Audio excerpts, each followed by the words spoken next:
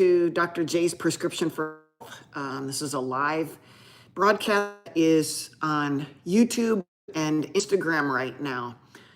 I am Dr. Malea Jensen, and I am a family practice, and I'm located in Des Moines, Iowa.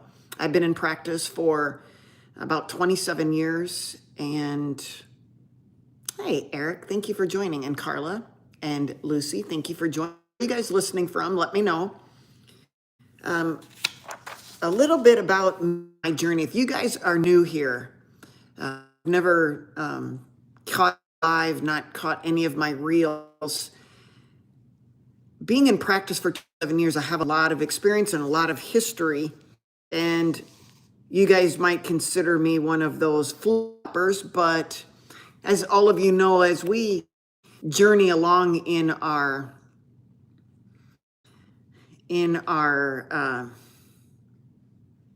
I don't know, way of living, our work environment, our simply our life environment, we're going to grow. We're going to grow mind-wise, we're going to grow body-wise, we're going to grow spiritual-wise. Oh, thanks, Lucy. I appreciate it. Thank you for being on time. How's your morning been? Well, looking good. As you guys know, I've been up for a while and had a great work already. And I've been listening to some podcasts. I'm always in a learning mode. I bought 3 new books today. They get here tomorrow. I read a lot. It's what consumes me, and I like to be educated. I like to use my mind. I like you guys to be using my mind, and that's probably one of the biggest reasons that I went online to share my story, my journey with you guys, and I'm still learning. I do not know it all. What I encourage, or what my mission is, to have you start questioning things. Gun to Polly, thank you for joining over there on YouTube. I am live on YouTube and Instagram right now. I am in the United States. I'm in the middle of the United States. I'm a family practice physician. I've been in practice for about 27 years. When I started practice, I thought I could maybe save the world. You know, you get this license and you think that you have all of the information, and, you know, basically it was under lock and key at that time. I was the one with the medical, you guys weren't. I was the one with the information, you guys weren't. So in that day and time, people looked up to their doctors and looked to their doctors for the knowledge that they didn't have. Now, you know as well as I do that power, sex, and money can corrupt just about everybody. And if we use our lock and key knowledge over you, we have the ability to influence your thinking. My journey started as an athlete, and I wanted to go into some sort of medicine. In fact, I wanted to be a trainer for some professional football team. I was going to go to sports medicine fellowship after graduating from medical school. And guys, a lot of those things I didn't acquire. Yes, I went to medical, but I went from wanting to be a sports medicine physician to wanting to be a general surgeon to, I don't want to say settling, but at the time, I thought, you know, when you get married and have kids, family practice will be a better job to raise a family. So it was that I did family practice. I have absolutely no regrets, and I've been able to incorporate and the thought of doing some general surgery. I'm familiar with general surgeons, and I am able to help people make good decisions on how to proceed. I was also a trainer. I was a bodybuilder. I have always been an athlete. I was involved in extracurricular sports in high school, junior high, all on in undergrad, and I started bodybuilding when I was in medical school, just something that I could be competitive at. I did do some softball, some slow pitch softball, co-ed softball, and it kept me busy. That I was actually maybe a little too busy with medical school, but it didn't stop me from working out, which I started lifting weights when I was in high school to get stronger for college, and it worked. I didn't know much about it. I knew that there's a healthy way to diet and there's a not healthy way to diet, and I didn't know either one of them well. Okay. I did diet. I tried to maintain a weight. So I basically limited my calories. If you could limit your calories, calories in, calories out, you could lose weight. Did I lose weight? Yes. I was miserable in doing so. I went on basically a cereal diet my sophomore and junior years. Maybe my junior year, I was into one ice shake a day. The years before, I was into 1 or 2 bowls of cereal a day, not knowing what helped me stay healthy, what my muscle mass was. I was really into muscle mass. I looked at Bodybuilding magazine, and I thought that Everson had an incredible body, and back then it was Bob Perrin and Sean Ray, and I thought, wow. Didn't know even how to feed my muscles at those times. I thought, well, if I could just then lift weights and do thing. Well, then I got into college, and my boyfriend and I, we started eating whey protein, and we thought we could get bigger. At that time, one of the first protein powders that ever came out, hot stuff. And yeah, we both took it. We thought we could grow in size. We took supplements. We did not know much about eating except for that we needed enough calories to feed our muscles. Those calories really didn't matter at the time. And yes, did I gain weight when I got to college? Absolutely. It went from a couple of cereal to 3 meals a day. Was I ever fat? Oh, but I was chubby. I was chubby enough that my dad would say something. He would say something to me like, hey, how you feeling? Looks like you're eating okay. And, you know, that was his way of saying, maybe to cut back a little bit. And I, you know, in one ear and maybe out the other, or juggled around inside. I mean, who knows? But, you know, once I got out of undergrad and went to medical school, I started really lifting weights and really enjoying it. Saw some bodybuilders that were in my gym and they were ready for shows. And I thought, gosh, that's something I could do and be competitive. And then I started learning about diet. And then I started picking up magazines like Flex Magazine and Muscle Fitness and Muscular Development and RX Muscle.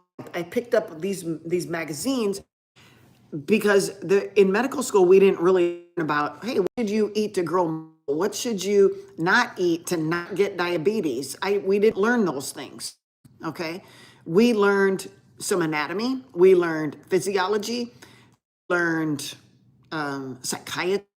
We learned psychology. We learned all of those in little doses in hopes to whet our palate and help us make a decision on what we wanted to do when we grew up. And you go on these rotations, and some of them are required and then others elective. But all this time I was exercising, lifting weights, and meeting people and discussing diet and reading these magazines, because many of the magazines had people who wrote articles that were into nutrition. They could be considered a nutrition guru or, you know, a nutritionist. I didn't even know what the terms meant. I just learned I read these things and I incorporate these things. A lot of it had to do with supplements. A lot of it had to do with different exercises. We could better balance our back from a width and a depth. So for instance, your back has both width, wide, and it has thickness, depth. So what exercise could I do to width? What exercise could I do to depth or thickness in your back? And not people work their back just like many people work their glutes and their hamstrings. So I took a special interest on my backside. Backside is something you can't see in the mirror.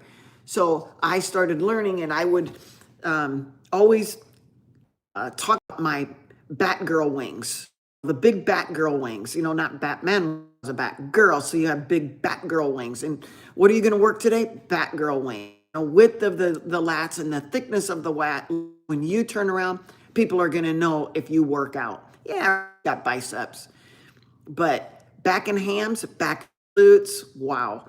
So that's where my journey kind of led me. And it wasn't until I was really dieting for shows that I learned about nutrition. And I learned what it meant to be hungry. Whoa. Because the diet that I was put on by my coaches was low fat, high protein, no carbs. And it worked. And that was my first real, I didn't even know what the diet was called. I thought it was low fat and no. I just said, what kind of diet are you on? I carbs. You no carb diet. I didn't really know fat, but I was under the impression, and so was my coach, that fat made you fat, so you had to eliminate to get ready for your show. I didn't even look at calories. The only fat that I could have was MCT. I had a tablespoon about 3 times a day, maybe 4 times a day. MCT oil, I knew it was medium chain triglycerides. I didn't know why I was doing it. I thought it was for quick energy. It wasn't going to make me fat. It was energy. So in my diet, I did have MCT oil, very high protein. I was probably eating 300 grams of protein a day. And most of you know that you take that time because 4 calories per gram. So that was about 1,200. No carbs except for my protein, which was much. And then no fat, unless, of course, the things that I was eating, the protein, which, by the way, to incorporate this no fat, I boil everything. I, at one point, boiled tuna fish in a little pouch. I would boil it to try to get out, like a strainer, to try to get out fat. That's how I thought fat would make me fat. And if I got all the fat out, all the carbs out, I would not fat, and I would be a perfect fit for the bodybuilding stage. And I did real well.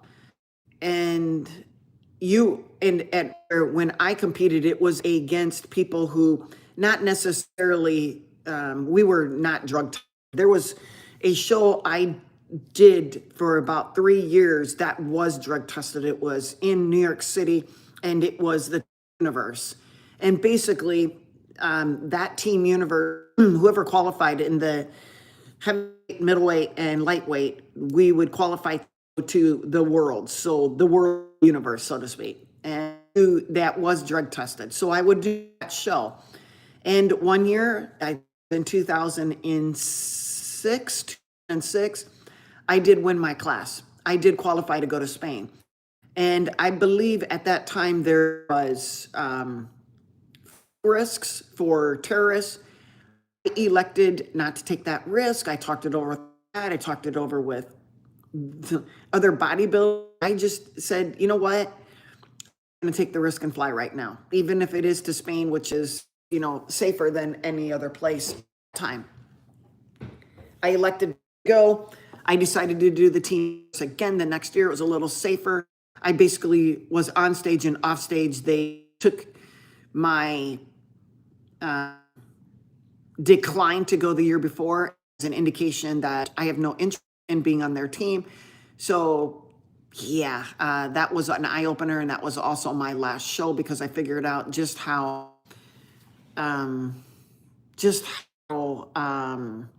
political that sport is. So I stopped bodybuilding, and I started training people in 2008, and that void, as in my early aspect of my career as a physician, I was seeing patients and training people at the same time, and it worked out great. And all along the way, I have been learning, and the one thing that I knew about what I would consider now a ketogenic diet, which was low carb, had nothing to do with fat, is that people lost weight. I mean, people lost weight. Everybody who went on a ketogenic diet that was under me, either via a body I was training, or in my practice, they all lost weight. All lost weight. Who doesn't want to lose weight? I had no idea that had anything to do with metabolics. Well, that sounds really, really weird hearing that from me, because all I think about is it was this weight loss. And if everybody just go on a ketogenic diet, they would lose weight. They would get where they wanted to, which was weight loss. I knew that if you ate high protein, you could preserve your muscles. And I knew that if they use their muscles, exercise, resistance training, they would be even faster. So here was my weight hack, and weightlifting, people would get in better shape, not knowing what was going on inside their body. That's where the last 3 years hi Susan, thanks for joining. Hi Morgan.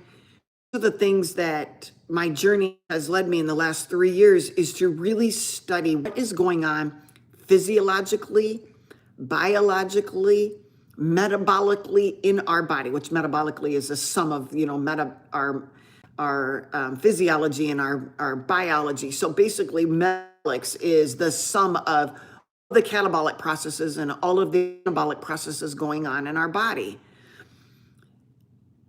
I started questioning things that I had learned in the past, because what we were taught is basically spoon to us, just like anything else. You could imagine me right now spoon feeding you information, but instead of me just giving you this information, I need you to take a willing participation and start looking things up. I never did. Why? Our time was booked. I never had chances. Yes, I did my continuing medical education. Still do. Why? Because it's required.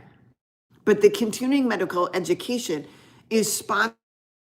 It's developed by the exact same people who did our medical school curriculum, the exact same people who promote and pay for residency program.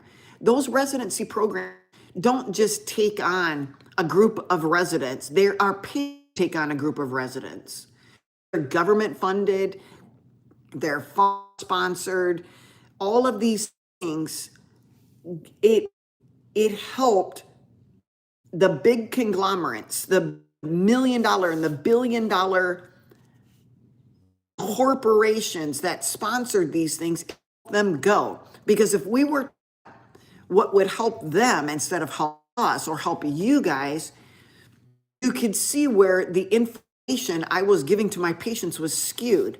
Now, I'll tell you where it started hitting home is I knew that a ketogenic was a weight loss hack. I knew ketogenic meant low carb. And so when they were pushing the food pyramid on me, or you, or all the others, or the MyPlan, something did not click up here. Like, serious? I mean, I have been a bodybuilder. I've trained a lot of people. I put my patients on a keto diet, and all of them lost weight. The common denominator to get them to lose weight was rid of their carbohydrates. Now, I would make them miserable and hungry in the process, and I told them to suck it up, go exercise, go to bed, something, go outside, block out the time, whatever it had to do. And then I would congratulate the people with the toughness, and then I would say to the other ones that could do it, or could do it for just short time, you got to work on your mental toughness. You get stronger in your brain. You got to, you got to do these things. It became a mind game. And then I kept saying, oh my gosh, I can't deal with these mind game people. They're asking me, can I have this? Have that? I don't want to be the one to tell them that, no, you can't. You can't. So because of strictness, kind of went by the wayside. And so I only ended up with these these tougher than nails individuals that could withstand, no carb diet, whether they were on a bodybuilding stage or lose 100. And all of them were successful. Now, my bodybuilders, they went back to eating a crap diet afterward. They said, I'm off season, calories, and I need to grow. And then my not bodybuilding patients who were keto, they would do it for a short period of time. It could have been a year, it could be 2 years. And then they lost interest. They got hungry. They wanted to splurge here and there. When they started splurging here and there, remember, abstinence is more powerful than moderation, always. So if I moderately give back some bread, or you moderately taking some bread, guess what? Wheels are off the bus. You gain the weight because bread leads to cereal and potatoes and every carb. And then they would usually blame themselves. They felt bad. They felt inferior. They felt like, everybody else. They got depressed. Now there's more medicines. They got diabetes. Now there's more medicines. They got high cholesterol, whatever that means. Now there's more medicines. So you can see that this journey is still learning as you guys are. So for those who are following me, we're going to do this together. We're doing it together.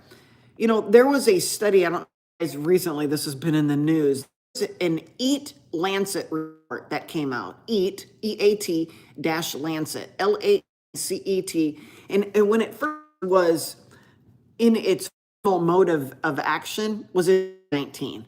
And I know that seems like a long time ago. It does, but it's now being revisited. And this Eat Lancet study, basically, in a nutshell, talks about how animal proteins let's just say animal proteins should be lower on your list of things.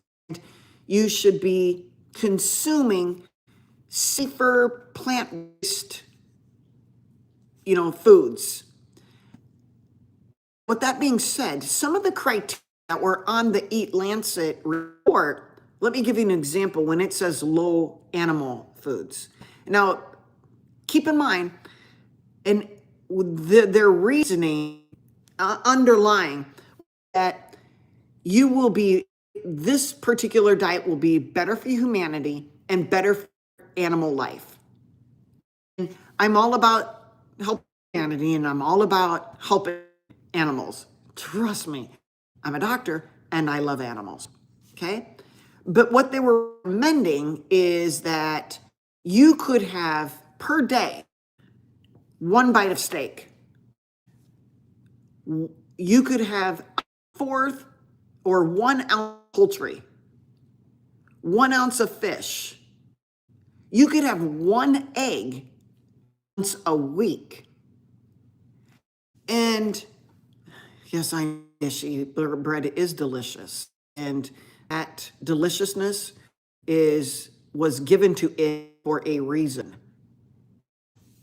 All right? It's to get you addicted. And so that's why it's delicious. It offers no nutritional value, but it's delicious.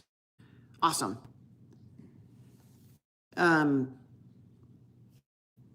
It was sponsored by, if you look, by a lot of companies, big corporations, billion-dollar companies that want to basically dictate what you eat, and then they profit from this.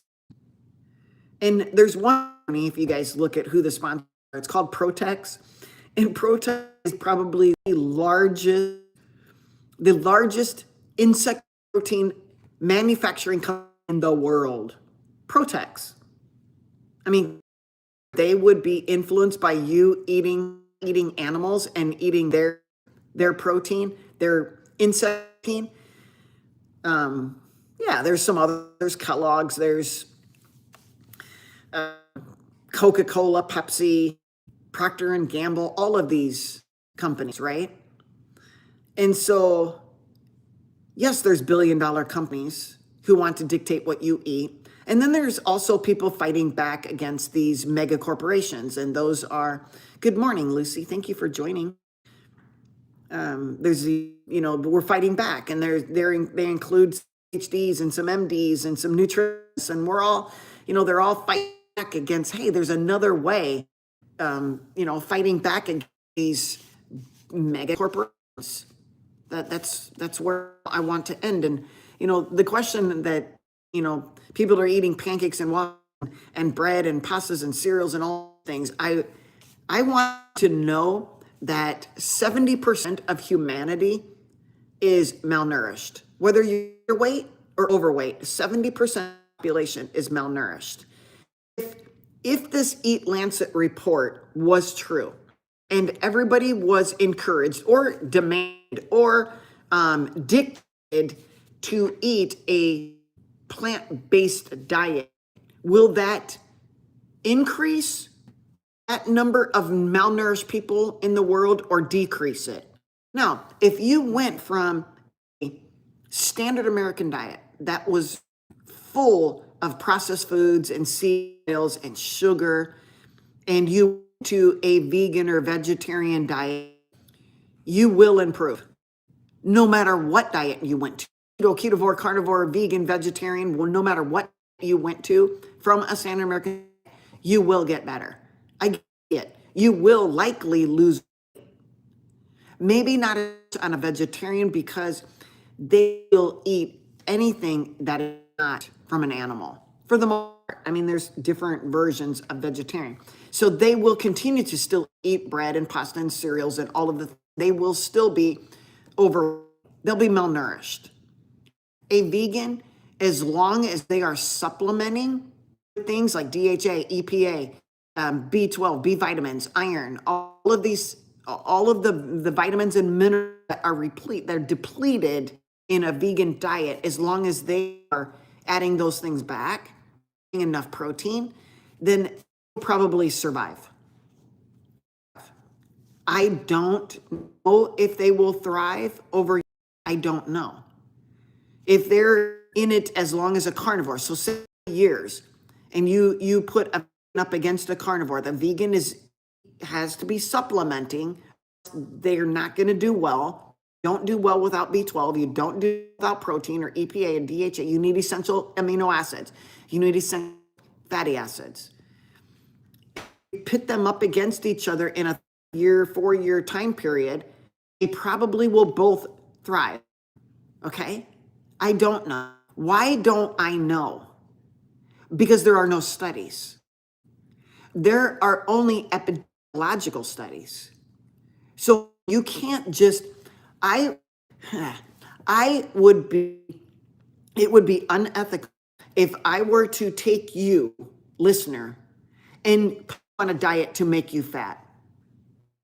I'm going to put you on a diet to make you fat. I'm going to that depletes all amino acids and all essential fatty acids.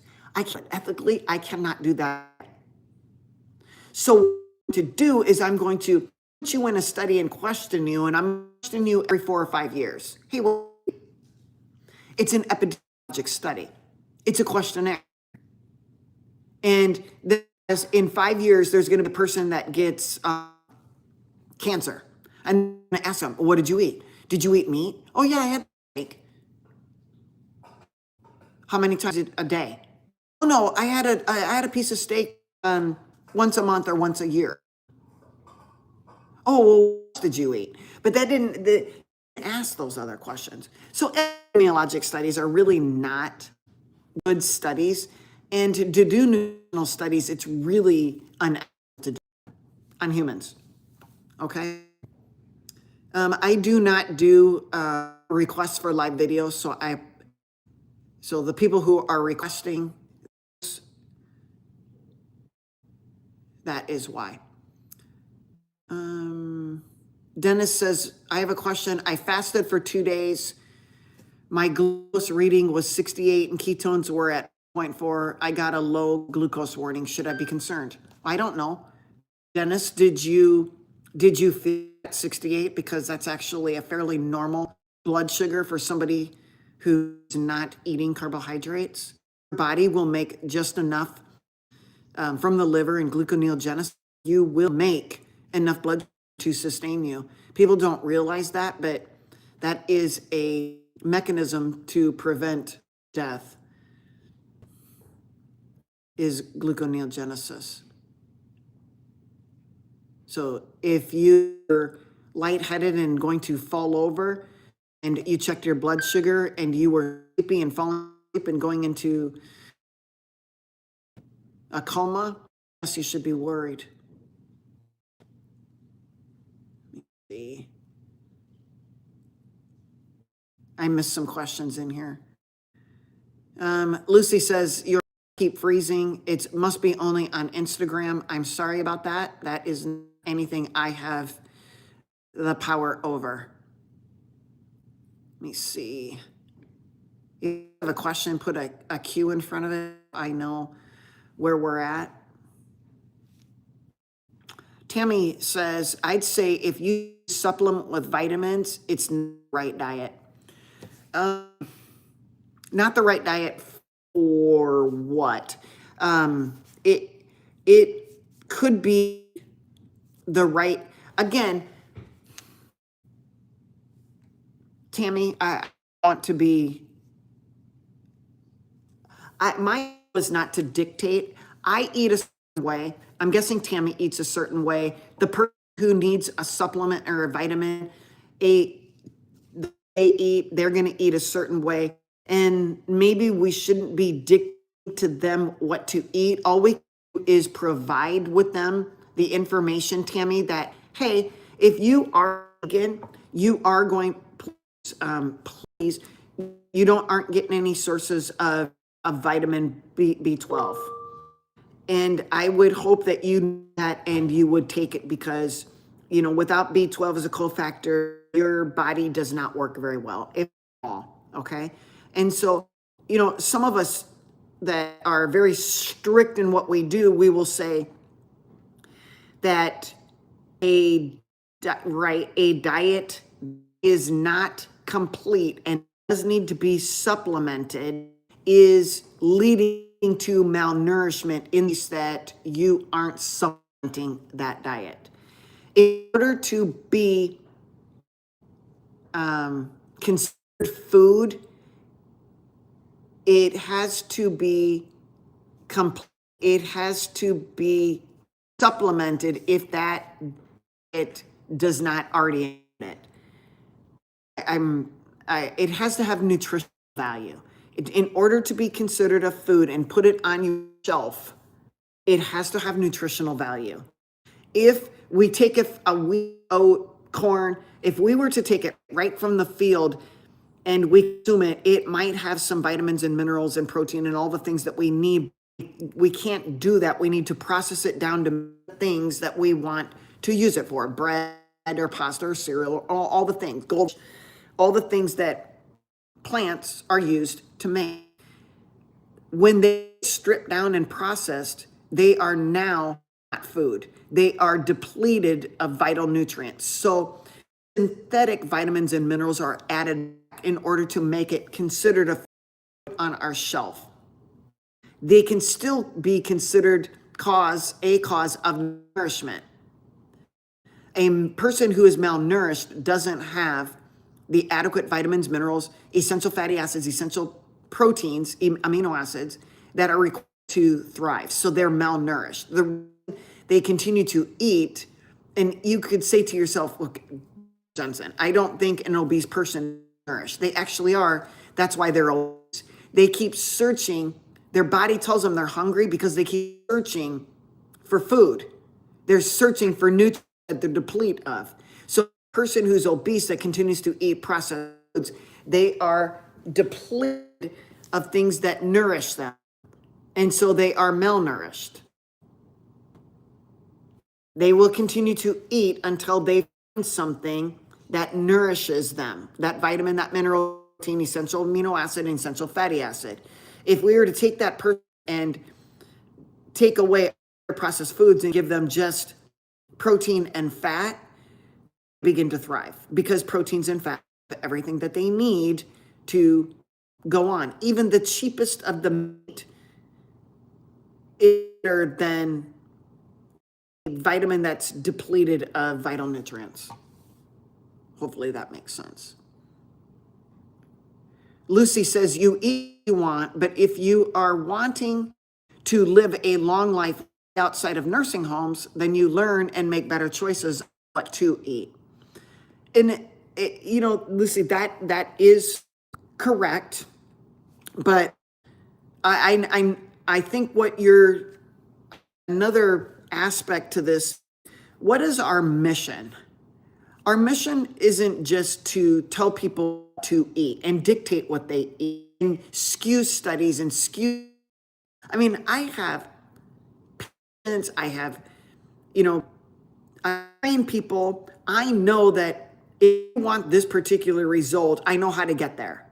And I'm going to dictate what you in order for you to get there. Sometimes we need to find these things on our own. And so our mission would be to empower people so they are gaining knowledge, able to make a good decision. They need to be provided so much information that they could make a good decision.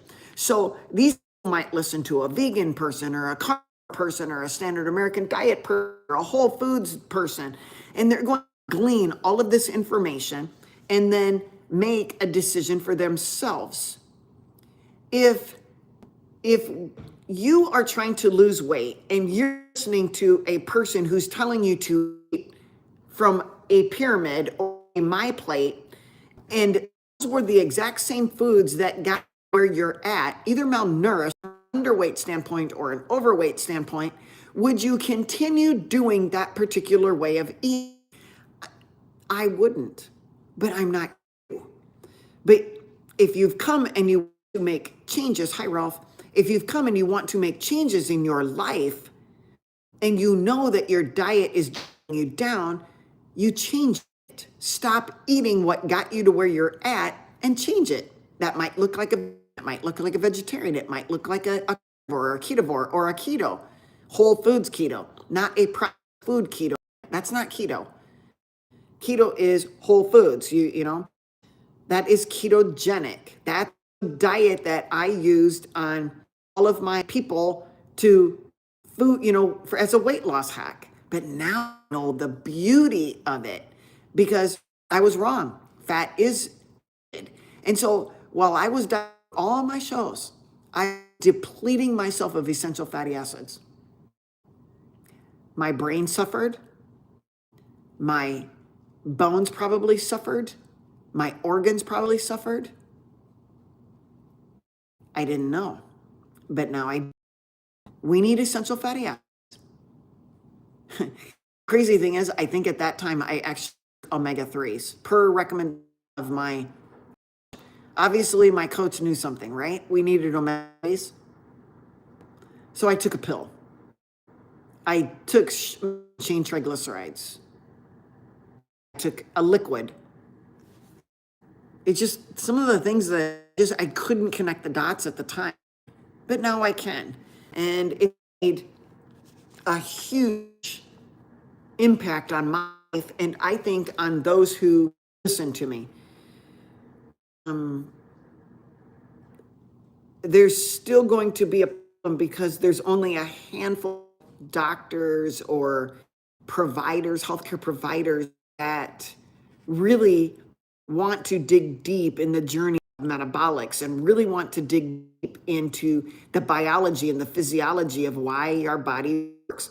And right now, the definition of what a doctor does or is that we advise and counsel. We basically write prescriptions. We make a diagnosis and we write prescriptions.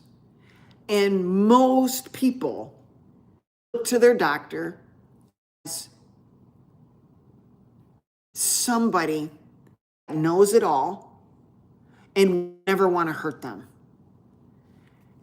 And I was in that group. I thought, you know what, if you would just listen to me, I could at least help you live longer.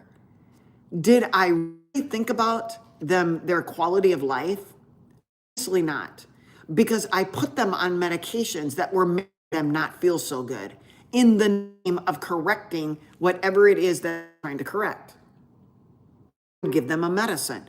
I would give them a medicine for their depression, for their blood pressure, for their cholesterol, their diabetes, for their acne, for their joint pains, I would do it. I was very, very, very well versed in medications. I knew the mechanism of action. I knew the side effects. I knew everything. Listened to the drug reps. I studied hard. I always wanted to be on the cutting edge of knowing when the newest medication would come out and why. What was it used for? And you know what? My patients loved it that I was an up-and-coming doctor who studied all of these things, could counsel them on the newest medicine. They liked it. That's my job. I knew that they were overweight or obese. I knew that if they followed a ketogenic diet, a keto diet, they would lose weight. It was a great weight loss hack. They didn't do it. I gave up to counsel them on diet. I just gave them the medicine. That is what most people expect of their doctor right now. For you guys are wanting to, you want to be, and you don't, and I encourage you, you don't want to be your doctor. They're still living that I am the king and queen, do as I say. They dictate you are, and they do it all in the name of love and in the name of, I know best for you. No, you don't. I don't. But they don't want to admit it. I admit it. It wasn't for your best. I thought it was. I thought if I keep your blood pressure down, I could prevent you from having a stroke. I thought if I kept your cholesterol down, I could prevent you from having a heart attack. I thought if I treated your acne, you would have more confidence and be able to go out and not feel subconscious about acne on your face. I thought if I gave you the latest Celebrex, I could help your joint pain and you would want to get up and to the zoo with your family. All of these things, I thought I was doing it in the name of your benefit, when really I was giving a medication to block normal biologic or physiologic processing on in your body. Is that good? No. Why would I feel like I could be the master of your body by stopping, inhibiting, or encouraging another biologic or physiologic process going on in your body? That's what we were taught to do. You guys played along with it. You went with it full bore. You went with the food pyramid. You went with the My Plate. You went with the Mediterranean diet. You went with it. You took the statins. I took the statins. I gave the statins to my family, or allowed to be given to my family. All of it. I am fortunate enough, over 20 years taking a statin, hoped to have reversed all of the negative things that have occurred in my body. Over 20 years. I started when I was right out of residency.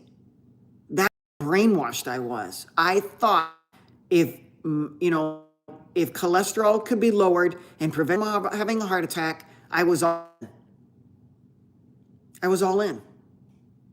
I even look up the mechanism of action of a statin.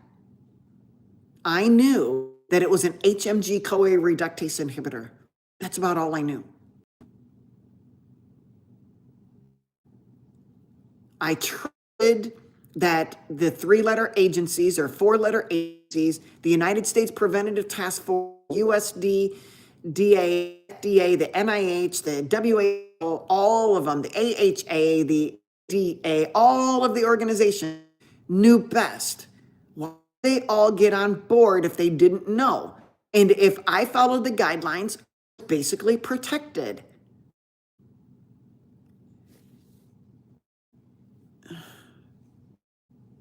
Carla asked, I have been following a carnivore for about, and then there's no question. It says QQQ, and then no question.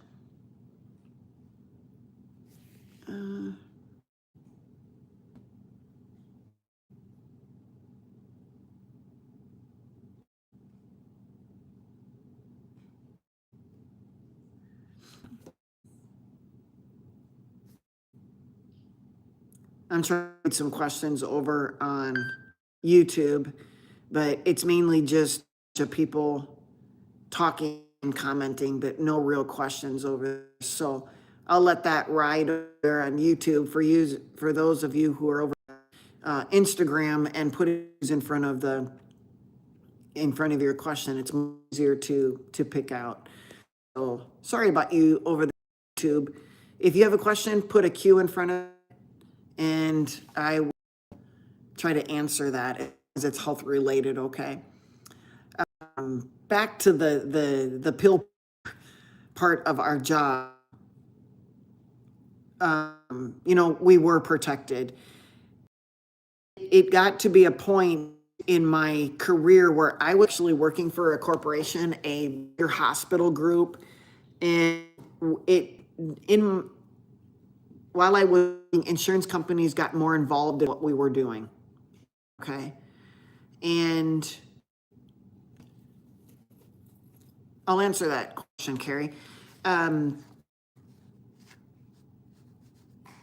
When we started getting pressure to write medications for the people, and eventually we actually got a bonus for that. We got a bonus if we under this, kept their cholesterol under this, we prescribed these things, we would get us. And they told us, and they sold it awesomely. They sold it awesomely, because the benefit to the insurance company was to get pharma to be able to sponsor their medication. If I kept their cholesterol under wraps and I used a preferred statin, say Lipitor or Crest, ever the preferred statin at that time, I followed those guidelines. In the end, I would bonus. It got to the point where you could sign the contract with insurance companies, not sign the contract. If a doctor in your group not sign it, then you got the bonus. It basically accepted your resignation. Did you resign? No. But if you did not guidelines that were set forth, then you're out. And that's happening a lot. And doctors lose their jobs. I said, forget ethically, I can't align with them. And so I went out on my own. And for 13 years, I did my own thing. The insurance companies don't like to pay single doctors, and the standard is more rigorous, and it to be prohibitive at some point being on. Now, if I were to do a whole bunch of procedures and make money that way by injecting you with steroids or, into your joints, or doing biopsies, yeah, there's that family practice doctors who can make a living, but again, I think that's unethical too. Okay. So Harry asks, what made you choose to become a doctor after your weightlifting bodybuilding career? It wasn't after. I was actually already going to medical school, and I had gotten out, and I was resident already in family practice before I did a bodybuilding show. I started lifting weight when I was in high school to get stronger in college. I was a 4-sport athlete, and then I went on to 3 sports in college. I went softball, basketball, and golf. After my first year, I had to get rid of golf because the traveling was tremendous. You wouldn't believe it, but yes, we were traveling all across Iowa and mostly across, and we were traveling all the time. There was a lot of events. You were on weekend tournaments. It was a lot. And being, I went from golf to basketball, then to softball. It got to be a lot. I didn't quite see eye to eye with our new basketball coach. And yeah, that didn't go well. And so I ended up playing basically softball for all 4 of my years and excelling. And I found out that was probably a sport that I should have really concentrated on. Yeah. I got to medical school and needed to lift weights. And I met some people that were actually in medical school, a couple. They were preparing for bodybuilding shows. They thought that they could help me the exact same thing. It was in my residency that I did my first show. So yeah, I always been into weightlifting, and I started my first show in residency. So I didn't get rid of weightlifting to become a doctor. Already in the process of becoming a doctor and doing both.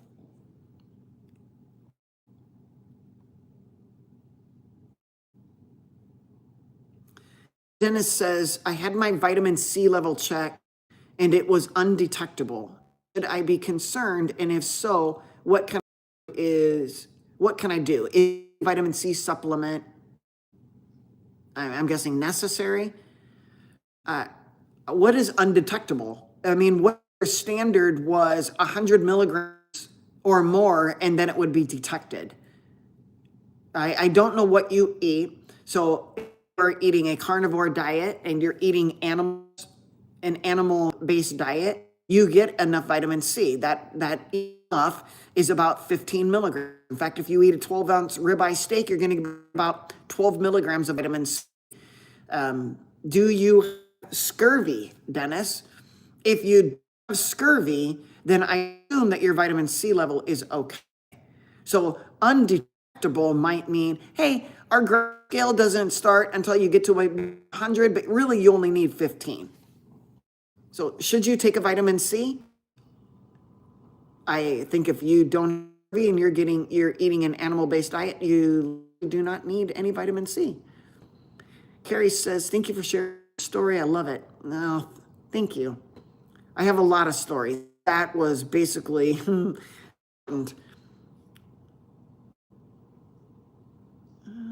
see.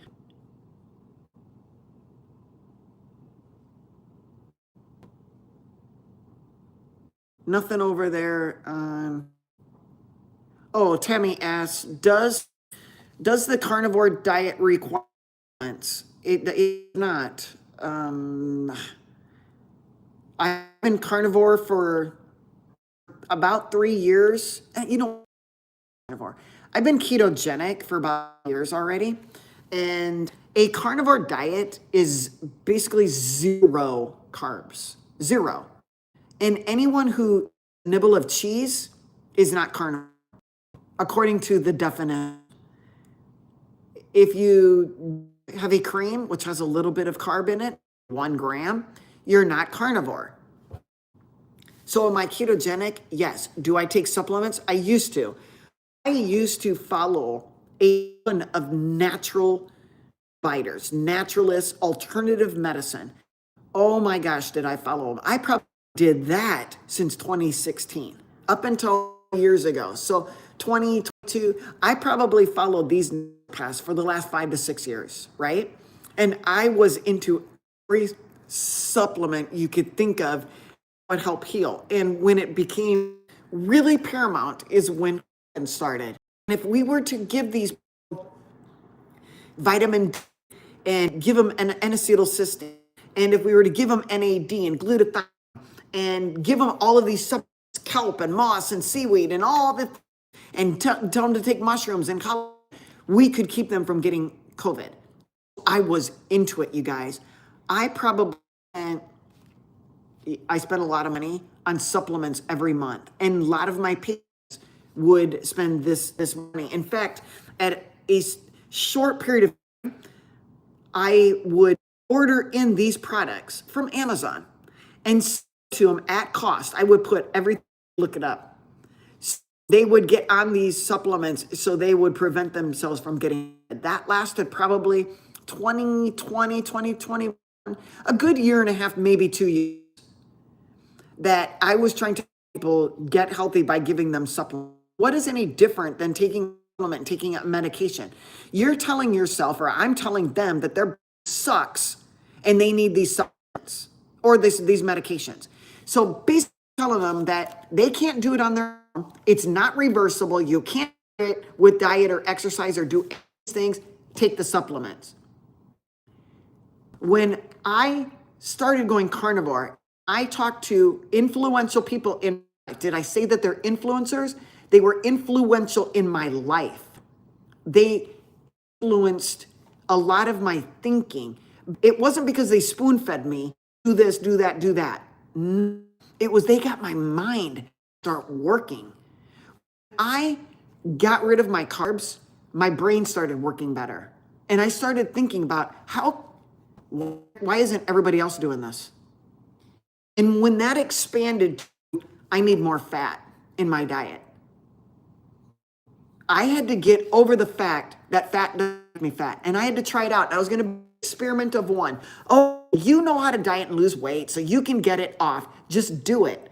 Increase your fat to 200 grams like this one physician recommended. Increase it. If you're going to do 200 grams of protein, do 200 grams of fat. And I did it, and I fully will expected me to get fat. I did. And it was true. I actually got leaner. I got rid of my carbs. So I thought it was mainly the carbs. So it couldn't be fat. It couldn't be the fat. But then I went on this kick where I'm going to do the fat, I'm going to do the protein, and I'm going to add back some carbs, the wrong carbs. Did I get fat? Absolutely. I was so misshapen. It was disgusting. You guys would never know. I wore clothes that would conceal that. And you'd say, you're pretty thin, you don't weigh much. I didn't. But I imagine I had a lot of organ fat, and I had fat in places where I didn't want to be fat. I got rid of carbs, and it came up. And that's where I sit today. Now, this yo-yoing over time, September, I asked, about my journey. That yo-yo dieting back in the days of competing for 13, 14 years, or maybe it wasn't that long. I can't remember. Maybe 10 years, maybe it was 13 or 14 shows. I can't remember. That yo-yo dieting, guess what? It took its toll on my body. My fat pads were destroyed. My skin could have been destroyed. I took a lot of hit. But I have no regrets. I just wish I would known back then what I know now, but it is what it is. And so I live with the decisions that I've made, the joint aches and pains. I live with all that stuff. Do I take, to answer the question by Tam, do I take any supplements now? Very rarely. I kind of doubt still taking some iodine because I believe my diet depleted of iodine.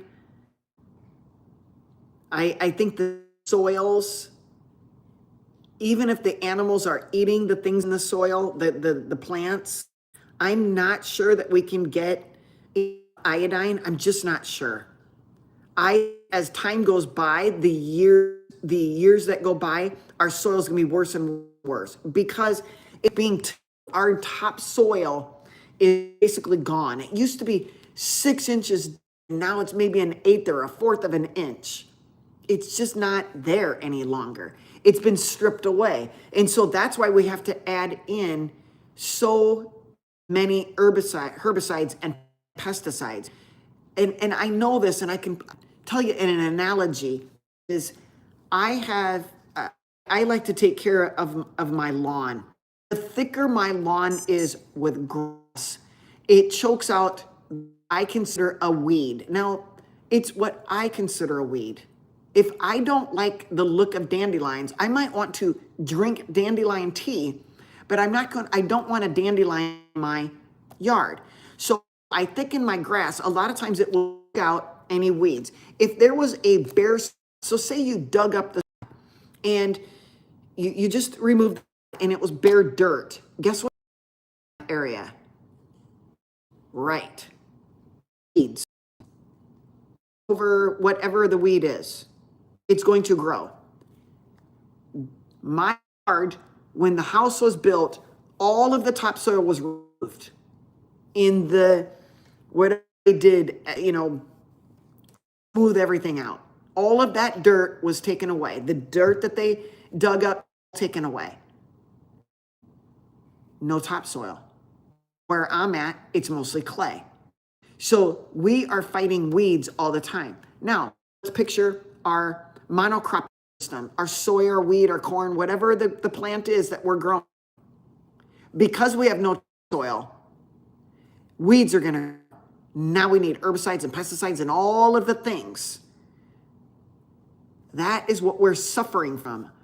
Our soil is full of herbicides and pesticides. It's in the runoff. It's everywhere.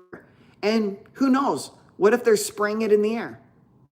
You know, you sprayed glyphosate on your crops and you expect it only to be on your crop? I don't think so. It's in the air. You're breathing it in. If you live on a farm, your neighbors, you're breathing in whatever they sprayed on their land. If you live in town or in a city, you're breathing in fumes. You're breathing in everything. We don't take these things into consideration.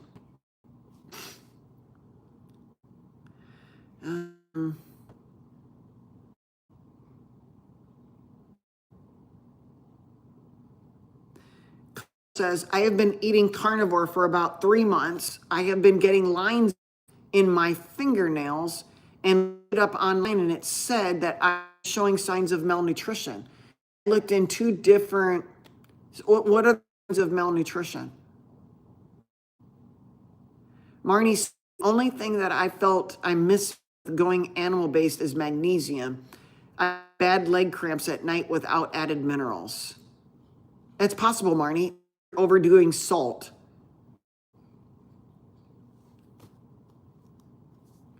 Dennis says, on carnivore and don't have scurvy. And right. So if you feel good, then why take the vitamin C? You are starting to eat liver. Good for you. Organ meats are very good for you. Right, Dennis. We just were talking about this question on magnesium. If you feel, then maybe you buy some minerals. Maybe you're, again, I'm not going to tell you what to take and what not to take.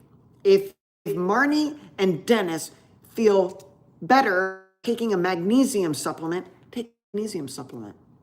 But if something you're doing is causing it, like overdoing salt, then maybe you back off on salt. Salt can deplete sodium, can deplete magnesium. Sodium can change potassium.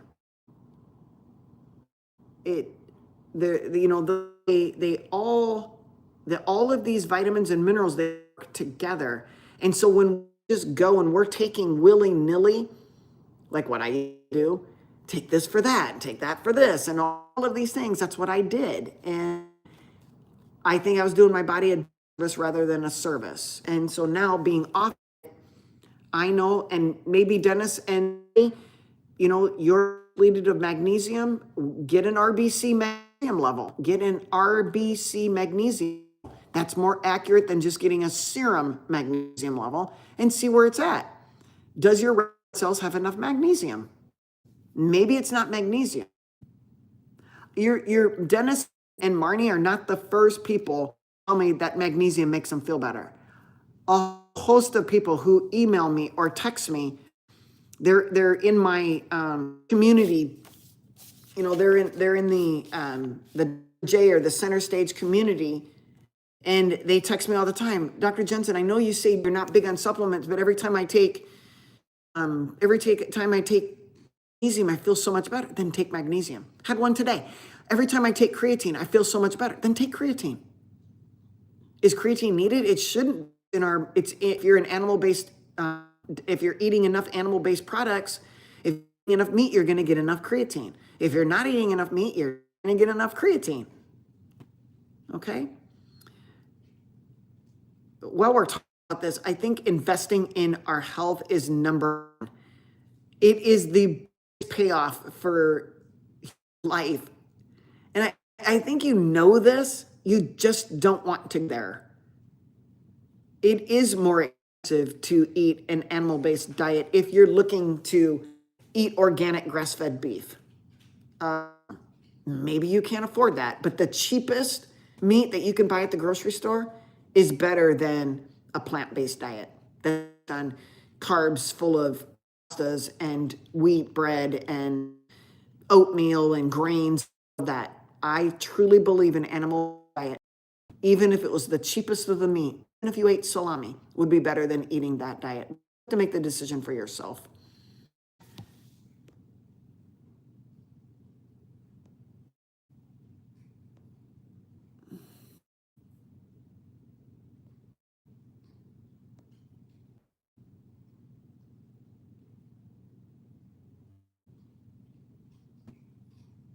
guys have questions over there on YouTube? Seems like you are just talking to each other.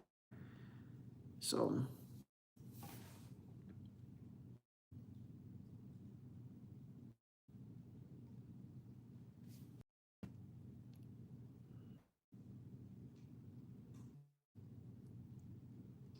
Here's a question. And again, this goes with supplements. And this is a question in regards to psychiatry. There are many of you who are on medications, SSRIs, SNRIs, antipsychotics. It's unbelievable. When I started going or speaking to a keto diet, I started finding out that not only did my patients start losing weight, but when they were actually on a keto high-fat diet, so moderate amounts of protein, high-fat diet, their depression, their anxiety, and their mental well-being got better. When I started talking about this was after I started reading like by Dr. Chris Palmer, Dr. George Ede, and I started talking to my patients about that, especially the ones that are having problems, whether it be bipolar, chronic anxiety, chronic depression, whatever it might be. And so it was interesting that I started noting that people, doctors or PAs or nurse practitioners started reaching out. And they would tell their patients, oh my gosh, she must have read Dr. Eade's book or Dr. Chris Palmer's book when they had read it too. So there are going to be these pockets, providers that are going to start opening up to the fact that your diet could enhance your mental well-being and prevent these things that are occurring, which I think Alzheimer's is a big one. Depression is a big one. Sugar and insulin resistance and diabetes is going to affect our brain. It affected my, and it's going to affect your brain. And over time, you're told, well, that's just normal part of aging. It is not, because once it's reversed, you go, oh my gosh. I used to tell myself, I feel smarter than I've felt in my entire life when I went ketogenic. I couldn't believe it. Chat with Lucy says, I'm running out of Redmond. Is Jacobson's the brand you like? I love Jacobson's salt. I love Baja Gold, AJA Gold salt. I love Meldon salt. I love salt. I feel like I'm a connoisseur of salt. I have a little bit of everything in, and I can't get rid of it because I bought such large containers. I even have another type of salt. I cannot remember the name. They use it a lot in the restaurant business. It's another type of, I can't remember what the name of it is. That's how many salts I have. That's a good one. If you're into that, do it. Marnie, I also noticed that I have more than 1 cup of coffee in the morning. Leg cramps are worse, so I only do 1 cup now. How strong is it, Marnie? It's hard to tell people to do 1 cup. I mean, 1 cup of weak coffee, 1 cup of heavy coffee is not really the same. So is it the caffeine? Is it the methylxanthines? Is it the lack of oxalates that you're putting in your body? Is 1 cup only depleting your iron and magnesium and calcium and selenium? Remember that any plant is going to decrease our ability to absorb minerals and nutrients. Anybody, they could be on a carnivore and their carnivore diet includes coffee. They could get the symptoms of, say, you're low magnesium. Why? The amount of phytates and oxalates and tannins in that plant, in this example, is coffee. It's actually decreasing in the absorption of food you're eating.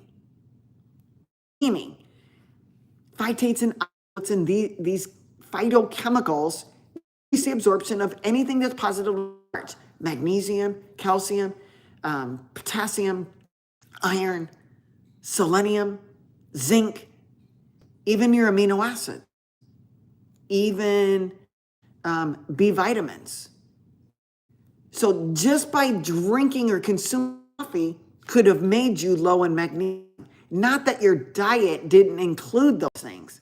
Diet of eating animal-based, you said you were, was perfect.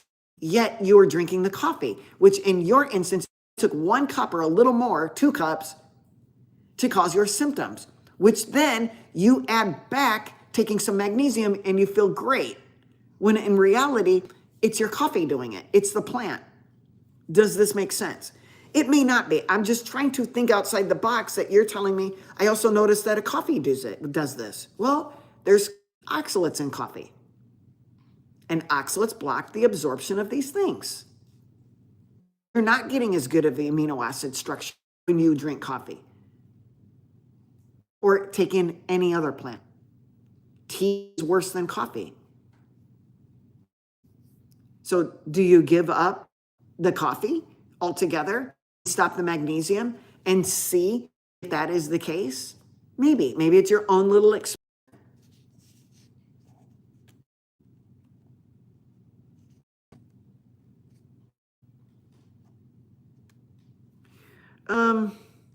I don't know how to pronounce your name.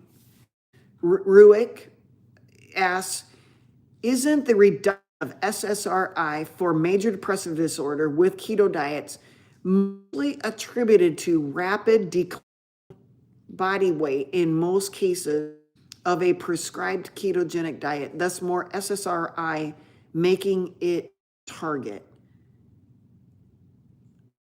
I'm having a hard time with your question. I break it down. The reduction in SSRIs, does that mean the dose, or just that mean our prescribing amount or reduction in the prescriptions that we're writing for MDD, major depressive disorder, with a keto diet, most attributed to a rapid decline in weight? Does that mean if the person whose weight gets depressed, and if I get them to lose weight, they're not going to be depressed anymore? I believe a large part of having depression or bipolar or Alzheimer's or whatever the triggers to migraines, anything with the brain, ADD, ADHD, all of these things that have to do with the brain is not because you have a deficient whatever medicine they put you on.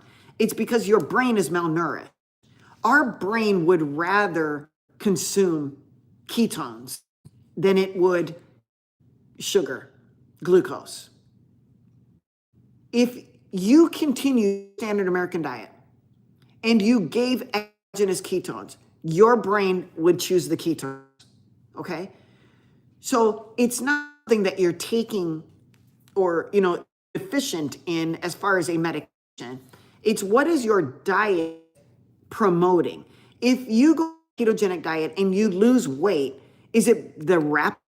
I couldn't possibly get bored with saying it was the rapid decline in your weight that caused you to a reduction of your SSRI, unless your body habitus was making you depressed and you losing weight made you joyful. You got off of your SSRI. Or is it the fact that you didn't have adequate nutrition? You're consuming all of this standard American processed food diet, and I took all of that away.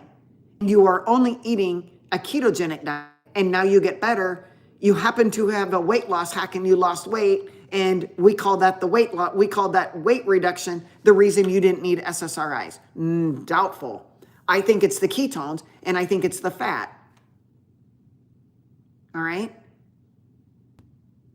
In higher concentration SSRIs in the bloodstream, but that you can't say that, because you could take a 130-pound person and a little bit of SSRI will work over, and this same person with the same amount of body mass needs much, much more. So do we ever, when was the last time a doctor checked the SSRI concentration in the bloodstream and can do that? I'm not sure. And then you could chalk it up to the dose that you were taking of your SSRI. I'm not sure. Maybe you know more than I do. Should SSRIs be monitored on a keto diet? Everything should be monitored all the time. No matter what diet you're on, we should be monitoring these things. Continuously just prescribe. What is happening now with this group of ragtag outsiders, the MDs and the DOs and the NASIC, they've jumped out of the matrix. The fact that they're starting to deprescribe. How beautiful is that? Saying, I don't think you really need that medicine. Really? I've been taking it for years. Have you ever tried to titrate it off? No. Have you ever tried to change your diet? No. I'm just a hungry person. I love to eat, and I'm just going to eat whatever I want to eat. Well, that could be the problem. Would I necessarily take their SSRI? Absolutely not. They don't want to make a change. They would rather prescribe than to deprescribe. You know what patient you're looking at in the eyeballs. Okay? Rook, I saw your question about a carnivore diet acid load, and I can't get on board with that because you're telling me a carnivore person is more acidic than they are alkaline. And I want to know how you come to that conclusion that eating animal-based diet increases acid load. So that's why I didn't answer that question. Because I need more information from you. Where do Carrie says Meldon salt like gray? No, I don't use salt anymore. I use Meldon salt. Baja, Meldon, Jacobson. Yes, those are my go-tos right now.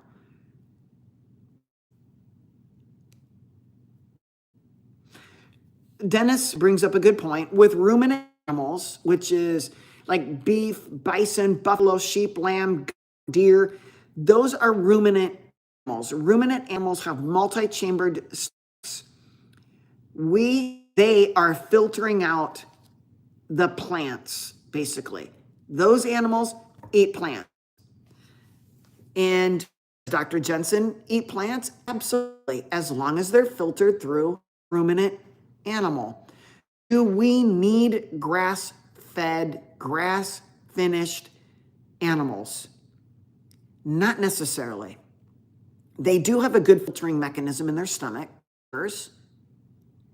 It's when things are organic, it is possible that that particular meat has more omega-3s, more essential fatty acids in the form of omega-3. They will also have less omega-6. If you are eating, just store-bought, not grass-fed hamburger, for instance, there is a chance that that hamburger will have more omega-6 than a grass-fed, because the store-bought is grains. That grain has lectins in it, omega-6s, polyunsaturated fatty acids from what they eat. If you eat their fat, you have a higher risk of getting what they ate, their grains, high in omega-6. Since a cow has multi-chambered stomach, we're getting less risk of consuming those omega-6. But if you're worried about it, get low-fat options of that, and then add your own fat, tallow beef or tallow lard, butter, whatever it is, okay? Just get your source and don't eat the animal source of the fat. It's going to be more expensive. What you might want to be concerned about is poultry. Poultry, a chicken or a turkey has a monochambered stomach. So when you eat their fat, completely get all of the omega-6 in their body to your body. I didn't know it at the time, but I was buying very lean sources of chicken and I was boiling it.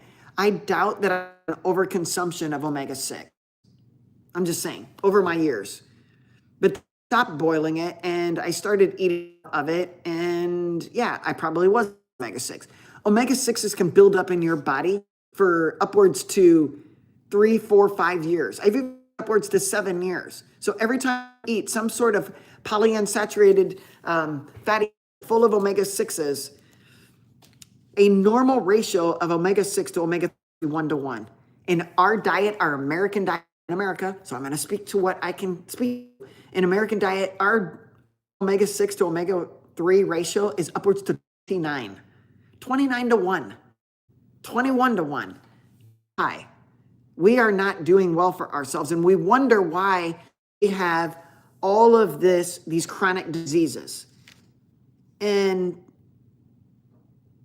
there's many reasons for these chronic diseases. You could be a reductionist and say, it's all just blood sugar. It's all just glucose. It's all just polyunsaturated omega-6 fatty acids. It's all just heavy metals. It's all just blue light. It's all you're working and you don't get in the sun. It could be, some people are just plain reductionist in their thought process. And I don't want to be like that. I want you guys to know that there are ways that you can become insulin resistant. What is insulin resistance? Insulin resistance is that every cell in our body has an insulin receptor. Every cell in our body has insulin receptors. The insulin receptor is not working so well, you become insulin resistant. But in order to become resistant, you have to have hyperinsulinemia, insulin in your blood. How do you get high insulin in your blood? High blood sugar. Blood sugar raises insulin. Insulin in high doses causes insulin resistance. What else can move up the insulin receptor in a cell? Lots of things. Heavy metals can do it. Iron can do it. Blood sugar, glucose can do it. Insulin itself can mess up the insulin receptor. I just mentioned polyunsaturated fatty acids. What about smoking? There's so many things that can cause insulin resistance, but we reduce it down. Oh, that's better. These ones keep slipping off. I go back and forth between these glasses. Okay, try to reduce everything down to something. Well, if you just change your diet eating carbs, you're going to reverse insulin resistance. Well, there's a great likelihood that you will. If you start eating sugar, your insulin level comes down, okay? And insulin level comes down, your cells will become more insulin sensitive. But what if you're under a whole bunch of stress? Then your cortisol level is going to be high. Cortisol is going to increase your blood sugar. And then your blood sugar is going to increase your insulin. So you ate it. You stopped eating sugar. You stopped producing insulin from what you were eating. But that didn't stop your stress from going through the roof. Increasing cortisol. Cortisol raises blood sugar, raises insulin. It didn't stop you when you were drinking your coffee, which increased your tone, your sympathetic nervous system, which sympathetic nervous system increases your blood sugar, or increases your insulin. If you are or you have iron overload, can that cause insulin resistance and defunct your insulin receptors at the cell level, at the lipid raft? Absolutely. What if you're chicken as part of your ketogenic diet, and turkey and fish? Could the amount of omega-6 disrupt your insulin receptor? Yes, all of these. So when people say, I can't believe my blood sugars are so high, I'm not eating any sugar, I'm not eating any carbs. Well, first, let's get down, right? Let's get that down. But if you're not getting any nutrients, as far as how's your brain function, how's your heart going to function, meaning, are you just eating protein or eating a ketogenic like I was? I wasn't making any ketones. At first I was. Go back to my bodybuilding days. I was holding a lot of fat prior to starting a bodybuilding show. Okay. I go on a ketogenic diet. High protein, no fat, no carbs. Am I going to go into ketosis? Yes, because I have body fat on me, and I'm going to break down my fatty acids into ketones. For a short three months out of the 4 months I was done, I had enough body fat on my body in order to supply ketones. Okay, are you clicking with me? I was breaking down my fat and using it as an energy source. I probably did not lose much muscle mass. I thought I did because I looked small. But what I really did is at that time is because what you have fat, not only on your exterior, but you have fat in your organs, and muscle is an organ. So when I was eating a crappy diet, thinking I need calories like macaroni and bread and pasta and all these things to get big and strong and to grow my muscles, I wasn't growing my muscles. My muscles were getting fat like Wagyu beef. So when I was dieting, no carbs, no fat, I was burn even my fat that was in between my muscle fibers, the Wagyu beef, in a ketogenic state, until I'm not in as much of a ketogenic state. Now I don't have enough body fat. It was gone. I was like at 3%. So then I started really slowing. So you're going into hibernation mode.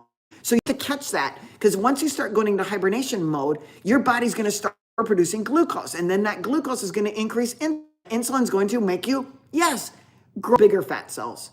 So there's this really hard line, and you got to know your body, like, how lean can I get without starting to increase cortisol and increase my liver production of glucose? It's a fine line of, trying and not, and I didn't even know all those things, but now looking back, I know why order for me, those first few shows, it was hard because I just couldn't get my brain to like suck up the, resist hunger.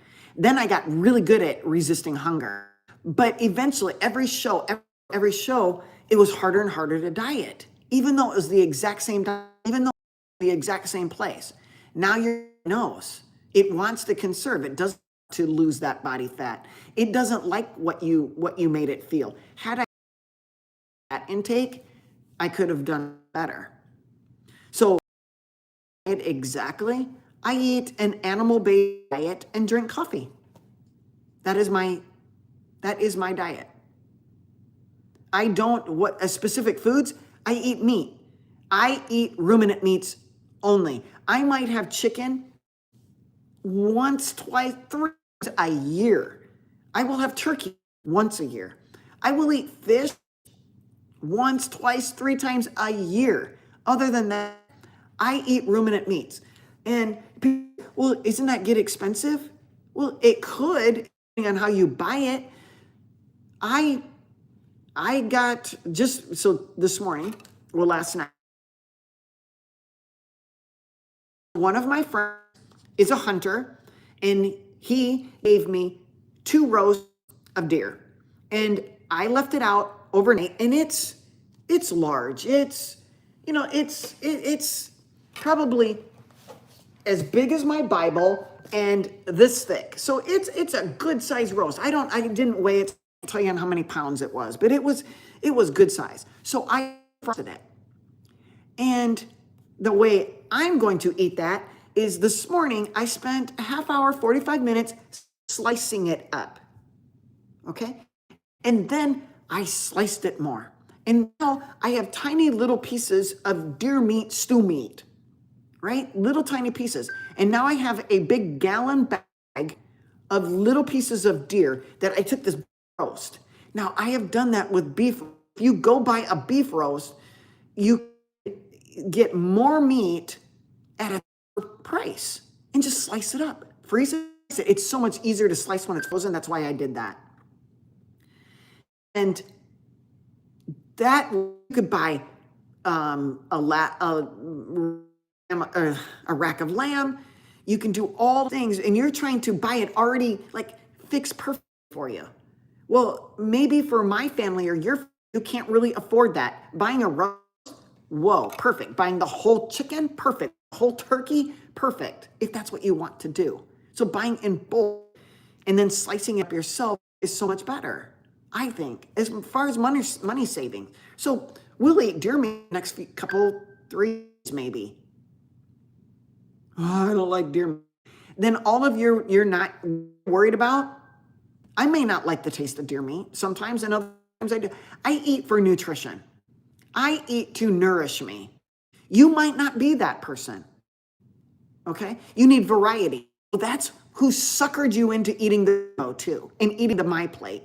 And they told you to get 6 servings of grains. That your brain is easily manipulated by somebody telling you that you need all those things. You do not. There are no essential carbohydrates. 0, none, 0. Goose egg, none. There are no essential carbohydrates. Essential amino acids, essential fatty acids. Do these My Plates talk about that? Do they ever, they mention the amount of carbs, they mention the amount of grains that you need. Did they ever mention the amount of protein that you needed? How many grams? How many grams or how much essential fatty acids? Do you ever remember telling somebody or being told by the My Plate people or the pyramid people that you need a certain amount of amino acids or essential fatty acids? No. They need you to eat 6 servings of grains. In fact, they told you not to eat fat. You need to be on a low-fat diet, low cholesterol diet, because we got to avoid heart disease. Well, where did that go? Everybody started low-fat, including myself, and if you lower your calories of the fat part energy, if you lower the amount of atoms you're eating from fat, you're going to eat atoms of something else. Are you going to choose a steak? No, you're going to choose carbs.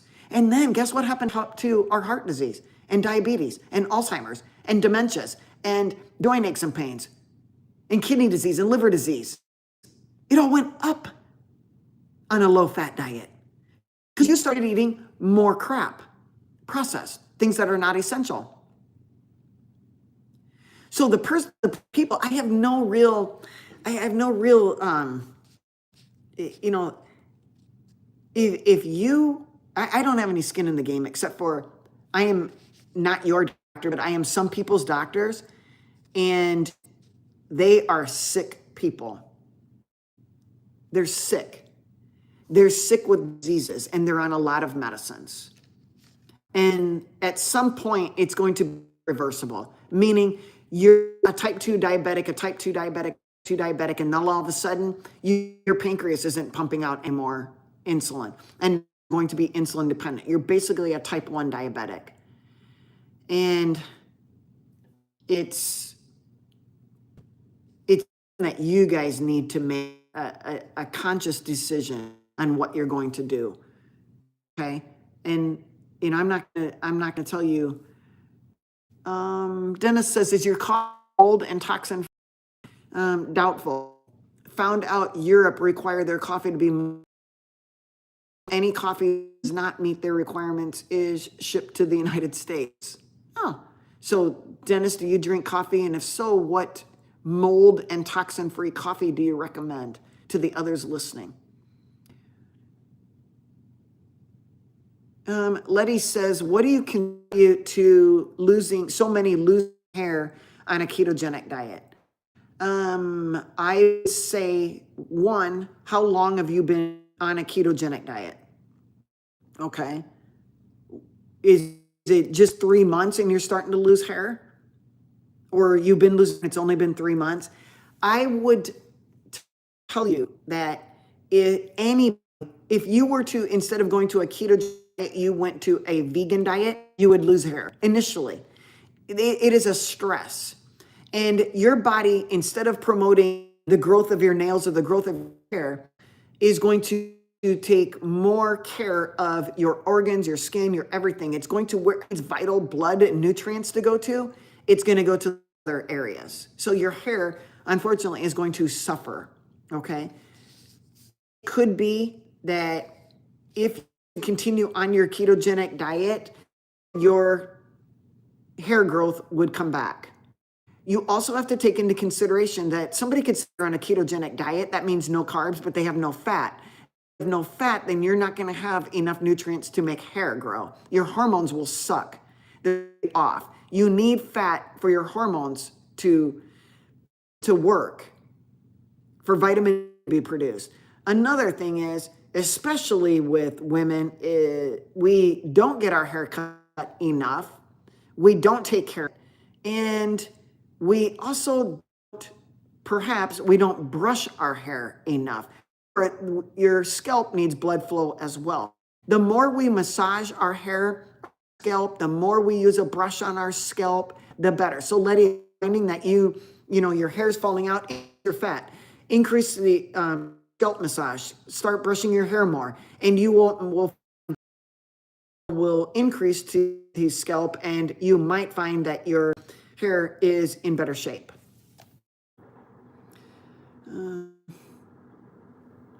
He says, I took an SSRI for about 2 years ago. It was hell starting it, stopping it, never again. Plus now I need it because I'm out of that bad situation. Well, good for you. That's awesome to hear. And I appreciate you sharing your story. Starting and SSRIs, it can be very hard. Starting them, a lot of people get nausea because there are serotonin receptors in our gut. So we can get problems with nausea or bowels or gut problems. The going part is even harder depending on the medication. I mean, I have seen people who were on NRIs have to actually open up the capsule and count out the beads. So they went from 100 milligrams of Effexor to 70 milligrams of Effexor to 37.5 milligrams of Effexor to opening up the capsule, the last capsule, pulling out. So that would be another, 17 milligrams Effexor, then down to the point where they're counting out the beads. Like, I'm down to 10 beads, 6, 5 beads, 1 bead. Okay, that is how hard it can be for some people to go off of these medications, especially if they've been on them a long time. So yes, it can be miserable, but never, I don't want to say never. There are some of my patients who ran SSRIs or SNRIs, didn't feel a thing. They didn't feel a thing. So they said, oh my gosh, doctor, should I go back on it and wean off? No. Do you want to be off of it? Yes, doctor, I don't want to be on it. I didn't hurt myself, did I? No, off of it. If you want to go back on. But a lot of times, things that we are eating in our diet have caused an exacerbation of our mental problems. And our mental problems is something too big to really talk about like right now. Aren't carbs better for long-term muscle gain compared to keto? Don't studies point to higher muscle mass loss keto diets? What study are you referring to that was not performed by a financial incentive from a company, a big food company? What study are you referring to that was not an epidemiological study? Again, I go back to there's no essential carbohydrates, and the things that cause growth, hormones for muscle mass, hormones, testosterone. You need fat in order to make your testosterone levels, meaning if you are a fat person, you will never get a saturated fat and cholesterol to make pregnenolone. If you don't have pregnenolone will not stimulate the adrenal glands to start the whole process of making your own hormones. So eating fat and cholesterol will increase pregnenolone. Pregnenolone will tell your adrenal glands to release DHEA if your adrenal glands are functioning properly. The DHEA will convert to androstenedione, will convert to testosterone, and then testosterone will convert to the estrogens.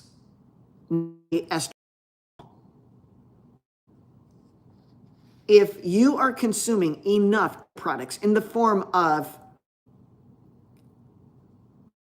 animal products. So you're getting enough protein, you're getting enough fat, will have enough blood sugar that stimulates insulin, which will cause growth.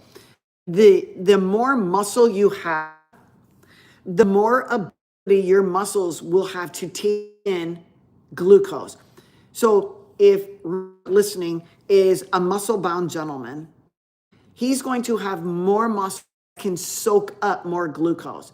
Did the glucose actually make his muscle bigger? No, the glucose increased insulin, and insulin caused growth. Insulin causes everything, including cancer cells. Can muscles grow with insulin? Yes, but fat cells, I think, take preferential. Number one, suck up the glucose. Muscles actually do not need insulin for the glucose to go inside. They're one of our organs that don't actually require insulin to be on in order for the muscles to take glucose. The more muscle you have, the more glucose that you can get. And in your brain, could your muscles be getting bigger? Absolutely. They're growing. But if you take someone with low muscle mass and you give them those carbs, what is going to happen? Their fat cells are going to get fatter. They don't have muscle to suck up that excess glucose that they don't need, which was non-essential because their body makes enough. Hopefully that answers your question.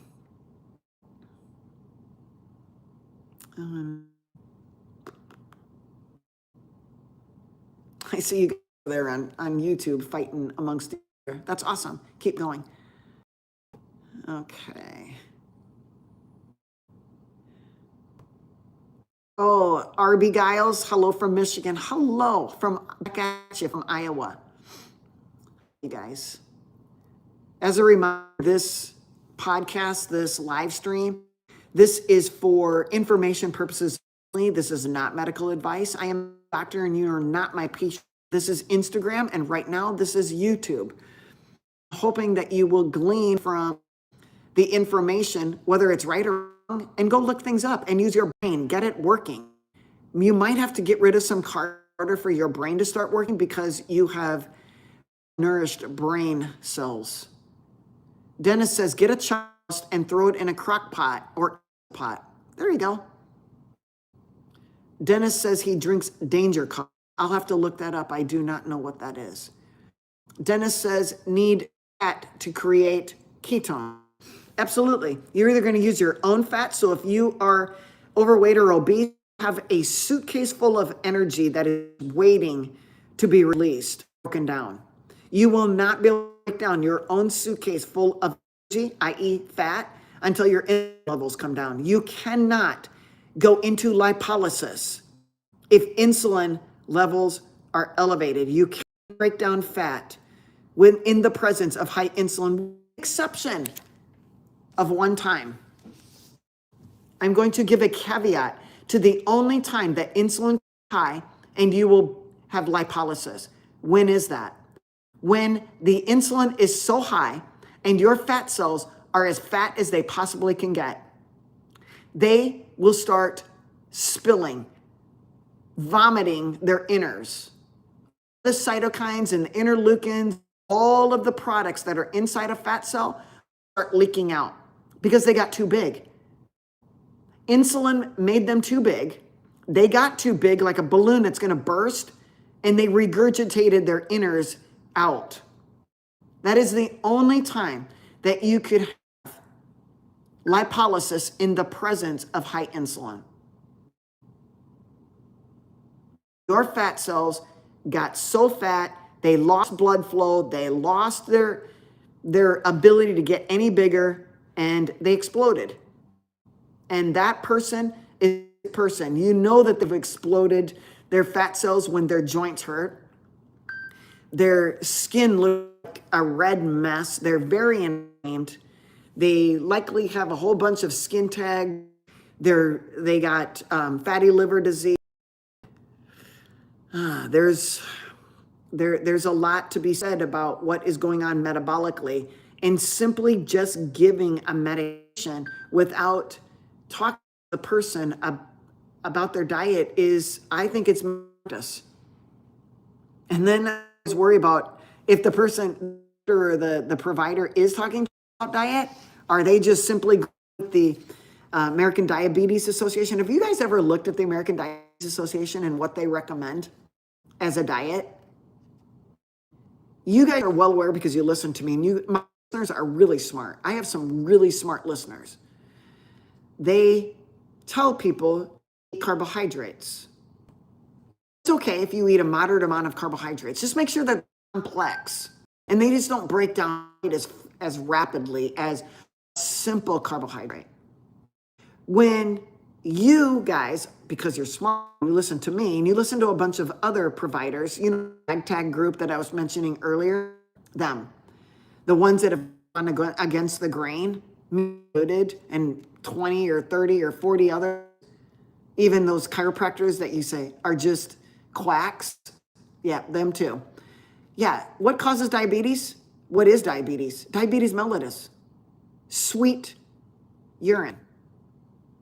Sweet urine. Diabetes. So diabetes essentially is a diagnosis of carbohydrate toxicity, sugar toxicity. You're taking too much sugar. So then you start spilling it out. Sweet. So we have a famous three-letter agencies that is encouraging the continued use of the very thing that caused the very illness. I mean, imagine that.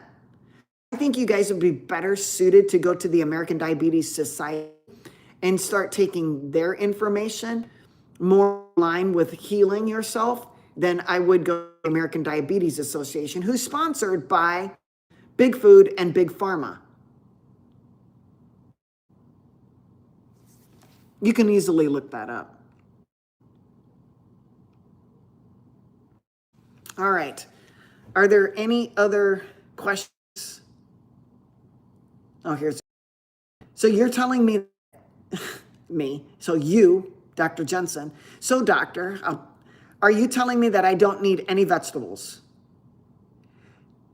What I'm telling you is in order to live, are there essential vegetables? No, they're not. There are no essential carbohydrates. All carbohydrates are from a plant. You need plants to survive. No. You need essential amino acids. That's why they're essential. Our body can't make them. We need to get them from our diet. Essential acids, exactly. Essential amino acids and essential fatty acids, we can't make them in our body. We need to get them from our diet. Are there essential carbs that we need from our diet in order for our body to function? No. If you choose to eat vegetables, I would just really, really cook them or boil them or sprout them or ferment them, something in order to help decrease the amount of anti-nutrients that plant has. That's what I would suggest. If that's what you want to do and you want to continue to, I would just sprout them or ferment them or highly cook them or, boil them. Boil them 20 minutes and you might have all the oxalates and phytates out. Okay? Any other questions?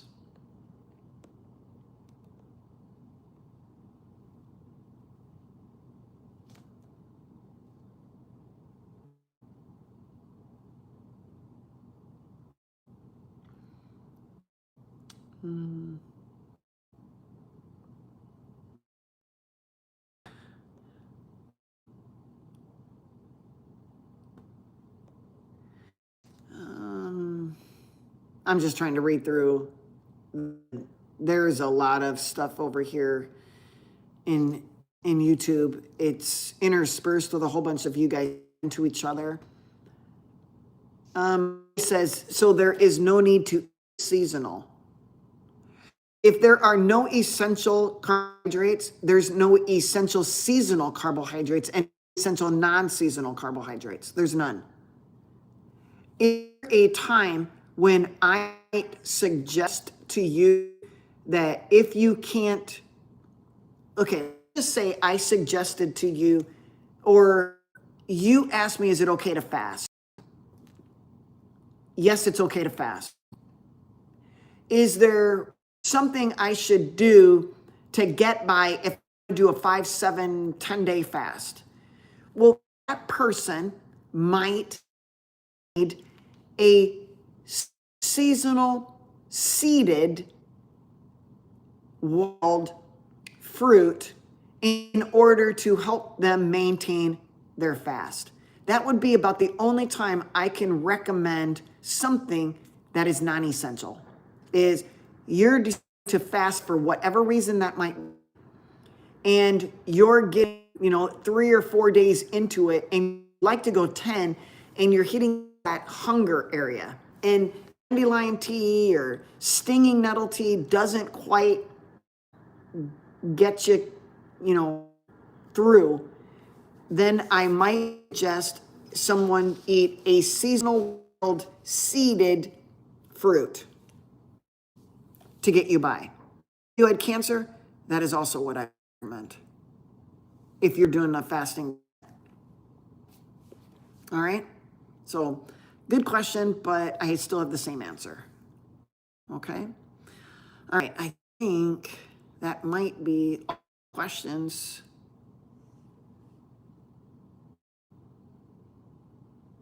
I think that might be all of the questions, you guys. And so, with that being said, I am on Instagram, YouTube, Facebook, Rumble, X, Threads, all of them. I am at IronLadyDoc, IronLadyDoc, IronLadyDoc. That is my handle. Except on Facebook at Center Stage Primary. So if you like Facebook and you want to follow me over there, everything that I put on Instagram goes to Facebook. Facebook, it's under Center Stage Primary Care. That is my name, the clinic of, the name of my clinic, Center Stage Primary Care. If you want to help me, please click, share, ask me questions. If you want to invest in your health and you want to join the Center Stage community, it's $100 for the whole year. You have the ability to ask me within reason questions either via email, text, and be on my tech group, my community, where if you have a question, you can text me short questions and you'll get them answered. The Center Stage community for $100 for the whole year. I've never had anybody abuse me with too many questions. I've had a couple where they go on and on and on. They'll do it frequently every single day, and I have to kind of put a limit on that. If the questions get to be like me looking at your blood work, I'm not going to do that. That requires a consultation. I look and review blood work. Let's just say you haven't, you get your blood work done with your doctor. You've been listening to all of these tag providers online, and you want to know more. It's hard to get a hold of them, or it's $300 to them, and you want to consult with me to go over to give you a better idea. Absolutely. Contact me at IronLadyDoc@AOL.com. AOL. You can email me, LadyDoc@AOL. You can also message me through Facebook, message through Instagram, and sign up. And then I will email you, and we'll get things set up, get your consultation set up. It's not me becoming your doctor. It's me, a coach with you, to be all in a team helping you get healthy. If you only have a one-sided team that only makes a diagnosis and gives you a medication, maybe you need to expand your team. Okay? Having a doctor in your back pocket hurt. There's a lot of groups that you can join. There's a lot of consultations you can pay for and get more advice. You need to invest in your health. Get a roast instead of ribeye steak. Cut it up into your own steaks and save money and in your health. Weights. Doing hours of cardio is not in your best interest. Sprinting, yes, in your best interest. Sprinting and resistance training, 100% yes. So I am here on Instagram and YouTube and Facebook every weekend, Saturdays at 9 a.m. Central, Saturdays at 10 a.m. Central. Stop, and, get your questions asked and answered. Okay? All right, you guys.